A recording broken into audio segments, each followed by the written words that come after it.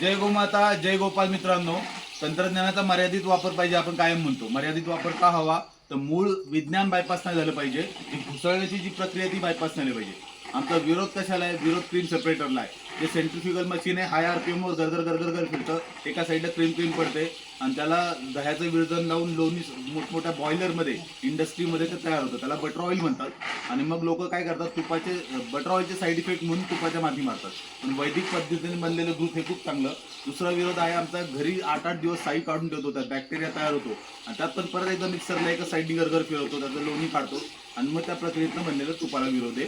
हे वैदिक पद्धतीने बनलेलं तूप आयुर्वेदामध्ये खूप चांगलं आणि आयुर्वेदामध्ये ह्याच तुपाचा उल्लेख आहे.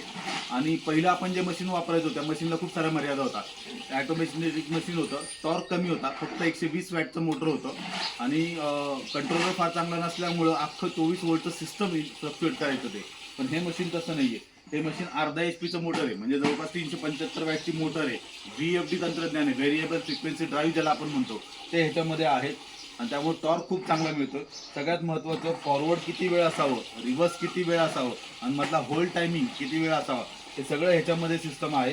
आणि सगळ्यात महत्त्वाचं, ह्याचा स्पीड कमी जास्त करता येतो, जेवढा पाहिजे तेवढा. तो स्पीडसुद्धा आपल्याला नियंत्रित करता येतो, हाईट कमी जास्त करता येते. सगळ्यात महत्त्वाचं आहे की टायमिंग, किती वेळ हे मशीन सेट राहिलं पाहिजे, टायमिंग सुद्धा सेट करता येतो. पण परत एकदा तोच प्रॉब्लेम की हे सगळं सिस्टम चालतो 220 व्होल्टेज आणि पुढे, आणि ग्रामीण भागात 120 ते 200च्या आसपास व्होल्टेज आमच्याकडे राहते. त्याच्यामुळे ह्या सिस्टमसाठी आपण सोलर सिस्टमकडे गेलेलो आहे. तर सोलर सिस्टम घेताना आपण परत एक काळजी घेतली की 120 वॅटचं सोलर सिस्टम घेतलं, सॉरी 1 किलो वॅटचं सोलर सिस्टम घेतलं आपण. आणि ऑन ग्रीड नाही घेतलं आपण, ऑफ ग्रीड घेतलं. ऑन ग्रीडला आपण वीज MSCBला विकतो, ह्याच्यामध्ये हे ऑफ ग्रीड सिस्टम आहे. 1 किलो वॅटचं 3 पॅनल आहे, 335 वॅटचे. आणि ते सिस्टम आपण घेतलेलं आहे. का घेतलं आहे ऑफ ग्रीड? तर हे बॅटरीमध्ये स्टोरेज हवं आणि रात्रीचं वगैरे आपल्याला ते वापरता यावं. आणि हे सगळं करत असताना हे आपण इथं घरामध्ये 2 एक्साईडच्या C10च्या सोलर बॅटरी बसवलेल्या आहेत. 150Ah आहेत. त्या सिरीजमध्ये कनेक्ट केल्या. 24 वोल्ट सिस्टम होतं. हे सोलर पॅनल पण 24 वोल्टचे आहेत आणि 1000 वॅट त्याचं प्रोडक्शन करू शकतात. आणि 2000 वॅटचं सगळ्यात मोठं इन्व्हर्टर आहे. एवढं मोठं inverter at a time 1 HP ची मोटर आणि 4 फॅन सहज चालू शकतं, एवढ्या चांगल्या क्षमतेचं इन्व्हर्टर आहे. तरी सुद्धा पहिल्या मशीनला फ्लक्च्युएट करायचं, आताच्या मशीनला अजिबात फ्लक्च्युएट करत नाही.